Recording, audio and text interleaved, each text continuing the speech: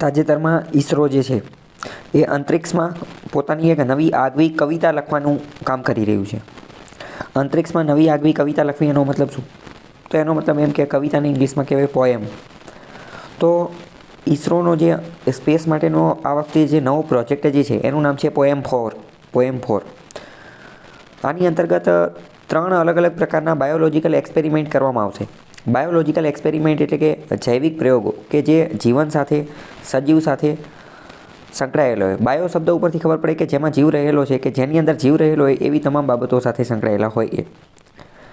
આ જે જૈવિક પ્રયોગો જે છે એ આવનારી પેઢીઓ માટે અને ઈસરોના આવનારા ઘણા બધા મિશન માટે પણ મહત્ત્વના સાબિત થશે. મોસ્ટ ઇમ્પોર્ટન્ટ વાત કરીએ કે ગગનયાન મિશન અંતર્ગત ભારતના 3 જે વ્યોમયાત્રીઓ એટલે કે અવકાશ યાત્રીઓ કે જેને આપણે અવકાશમાં મોકલવાના છે, તો એની માટે આ પોએમના જે 3 જૈવિક પ્રયોગો બાયોલોજિકલ એક્સપેરિમેન્ટ એ મહત્ત્વનો રોલ અદા કરશે. પોએમ શું છે એ બધું આપણે જાણીએ. સૌથી પહેલો પોઈન્ટ જોઈએ તો આ જે પોએમ નામનો જે પ્રયોગ જે છે એમાં સ્વદેશી રોકેટનો ઉપયોગ કરવામાં આવશે, એટલે કે PSLV રોકેટનો લોન્ચ કરવામાં આવશે. PSLV રોકેટથી લોન્ચ કરવામાં આવશે.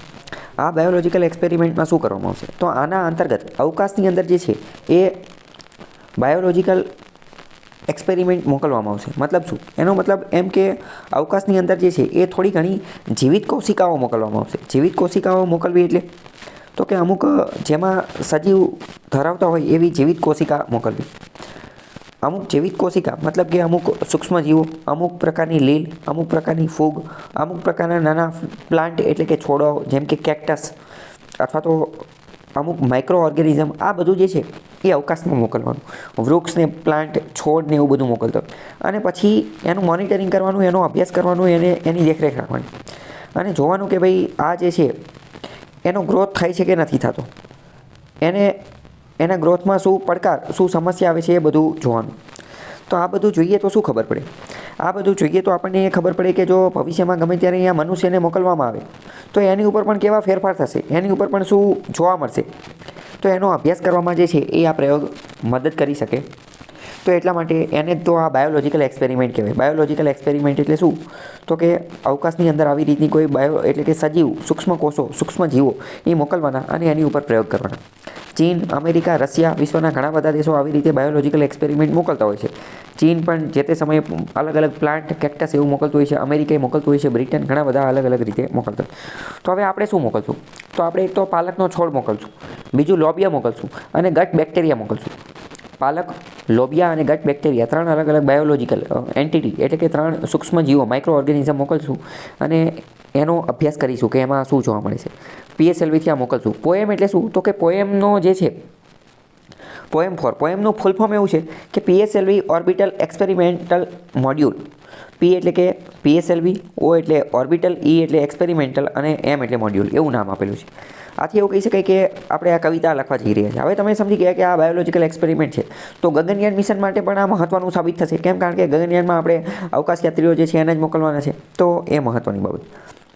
પહેલો પ્રશ્ન એ થાય કે અવકાશમાં જે છે એ જીવિત રહેવું ને એ બહુ મોટો પડકાર છે. અવકાશમાં જીવિત રહેવું એ બહુ મોટો પડકાર છે. કેમ? કારણ કે પહેલાં ત્યાં ખાવા પીવાનું મળતું હોય નહીં.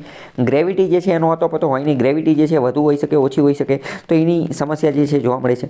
આ ઉપરાંત આપણે વાત કરીએ કે જે લાઈફ સપોર્ટ સિસ્ટમ જે છે અહીંયા સીલબંધ બોક્સની અંદર હોય. કારણ કે આપણે વાત કરીએ કે આપણે અત્યારે ખુલ્લા વાતાવરણની અંદર રહીએ છીએ, જ્યારે અવકાશની અંદર તો આપણે સીલ પેક થઈ જઈએ. સીલ પેક બોક્સની અંદર એક આપણી આખી જે આપણું હ્યુમન બોડી જે છે એને આપણે કહીએ લાઈફ સપોર્ટ સિસ્ટમ, એ એક પેક બોક્સની અંદર, સીલ પેક બોક્સની અંદર જતી રહે.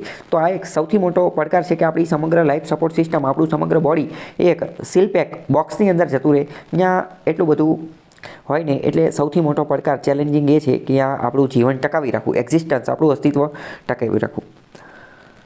આ પ્રયોગ અંતર્ગત એવું પણ ચેક કરવામાં આવશે કે પ્રતિકૂળ વાતાવરણની અંદર એટલે કે એક્સ્ટ્રીમ કન્ડિશન્સની અંદર કોઈ પણ સજીવ જે છે એ કેવી રીતે જીવિત રહી શકે અને એ કેવી રીતે જે છે એ એડપ્ટેશન થઈ શકે ને એ બધું.